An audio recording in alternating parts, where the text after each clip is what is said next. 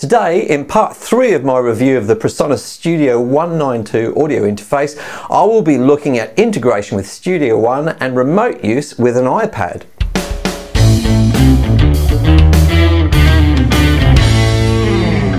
Hi folks, I'm Mike and I hope you're well. So today in part 3, my final part of my review of the Studio 192 by Presonus, I will be looking at integration with Studio One and remote use using an iPad. Pretty exciting stuff and I'm eager to show you. But before we get into that, if this is the kind of content that you normally like to watch, then please do like and subscribe. Ring the bell on YouTube so that you will be notified of my future videos. So in the first part, I'm going to be looking at integration with Studio One, so let's get stuck in. Okay, so here we are in Studio One and we're looking at the console view. Now, one of my sort of nice to have features when I was thinking about upgrading would be something that would integrate well with Studio One. And not surprisingly, this does integrate exceptionally well. In fact, you'll see that most of the time you don't actually have to go back out to the Universal Control software. Now, if you're not familiar with what the Universal Control software is, then I recommend watching part 2 before you watch this part, so that you can be familiar with some of the main controls we actually have on the audio interface. So let's dive in and see what's new.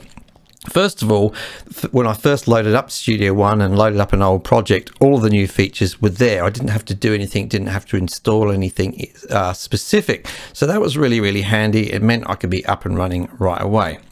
I'm going to look at some of the sort of useful everyday features first of all, and if you look right over to the right hand side, you can see that we've got some talkback control. We've got some control over which mixes go to the headphones, and we've got some control over our speakers. That's really, really handy to have. It means you're not jumping out to the Universal Control software to do those types of things. So it's always handy, I think, when you're in the middle of a mix or in the middle of a session to sort of be mostly in one place.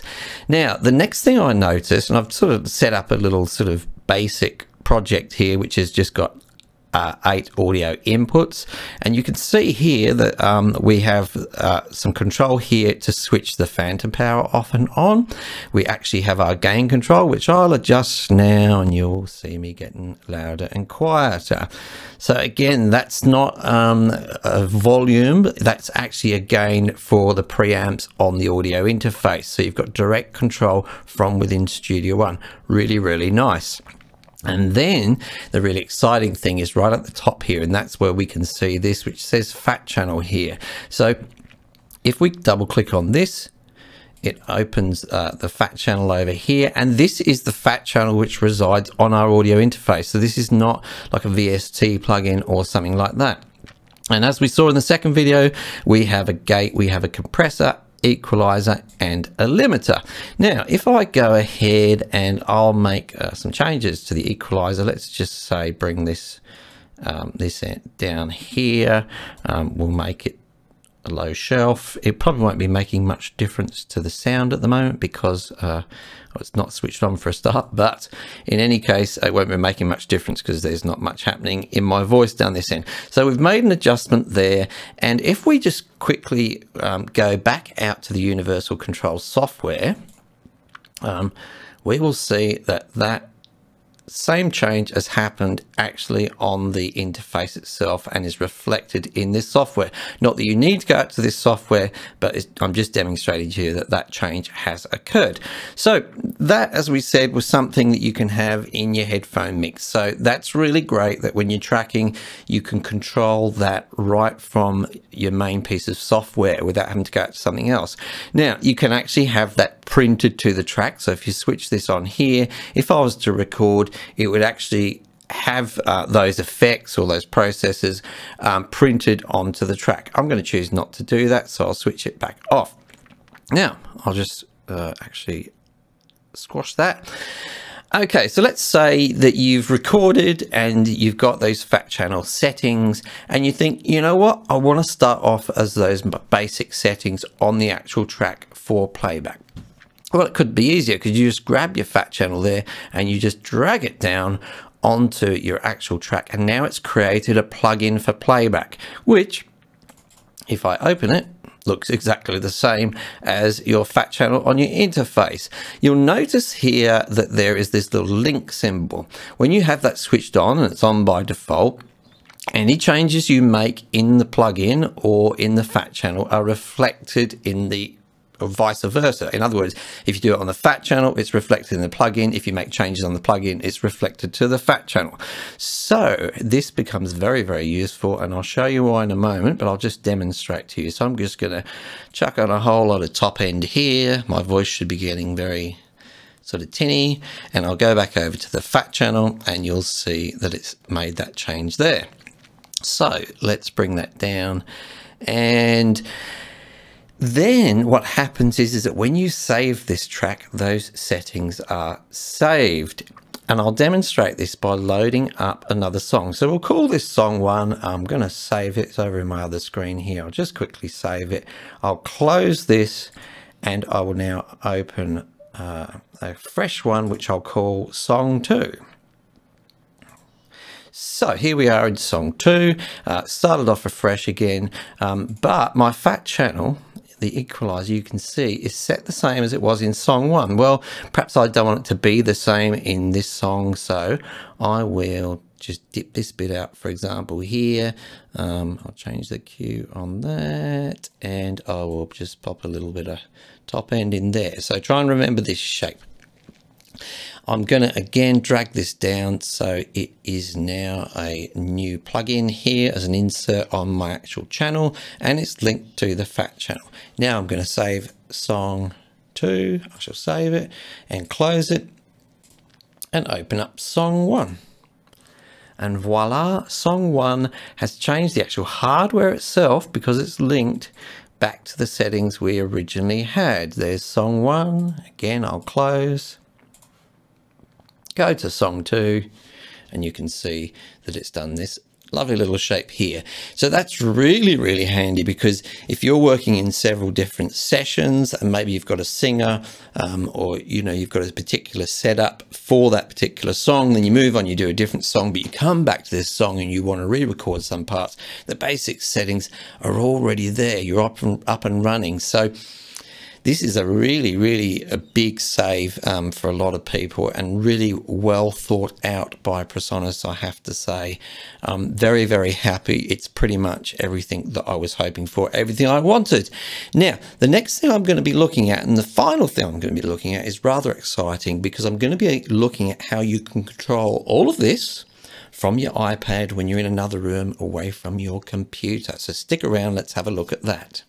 So here I am in my live room, or as it's otherwise known as my living room, and I'm away from my computer, and I need to be able to control my audio interface remotely. So I have my iPad set up here with the UC Surface app installed, and I also actually am using my phone here with an app called Touch Door, which I reviewed a while ago, so look that up, and that's really good for your sort of transport control and that kind of thing.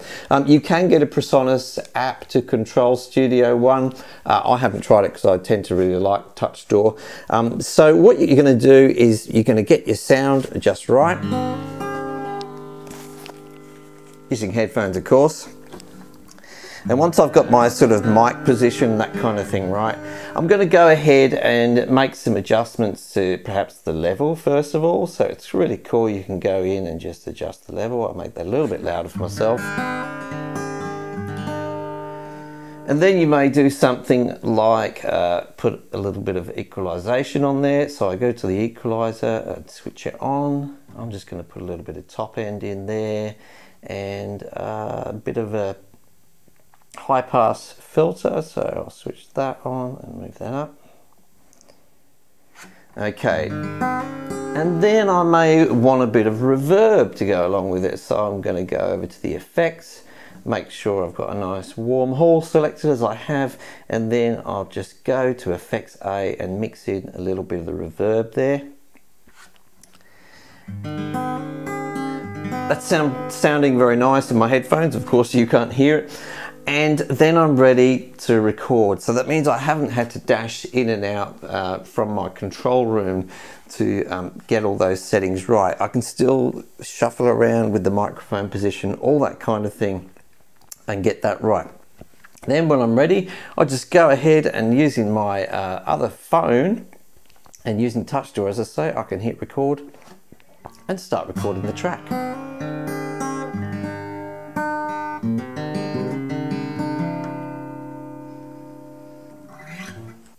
So before I conclude this review, there's a couple of things that I want to mention before I finish off.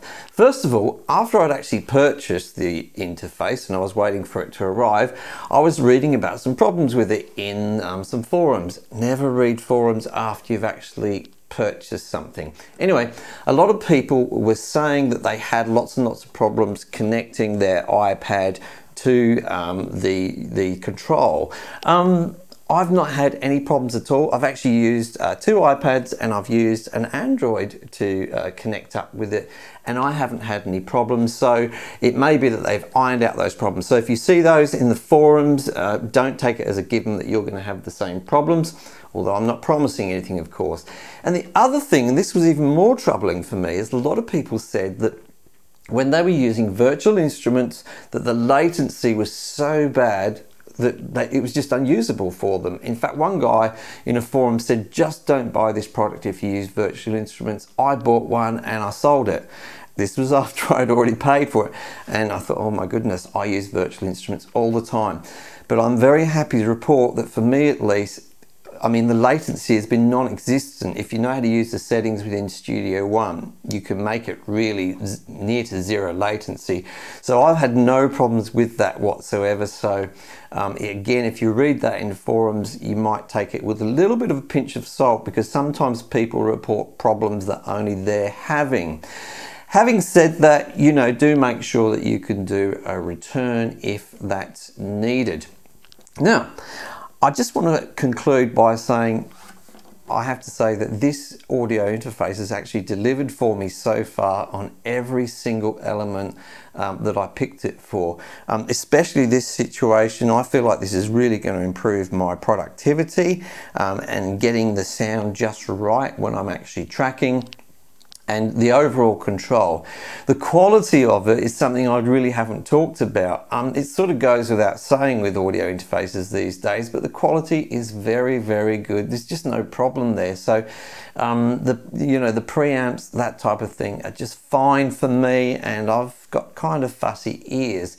So that concludes my review of this. If you're thinking about buying one, then I can say that I think this is really a good package, especially for a one-man band in a home studio. With that said, I will see you next time.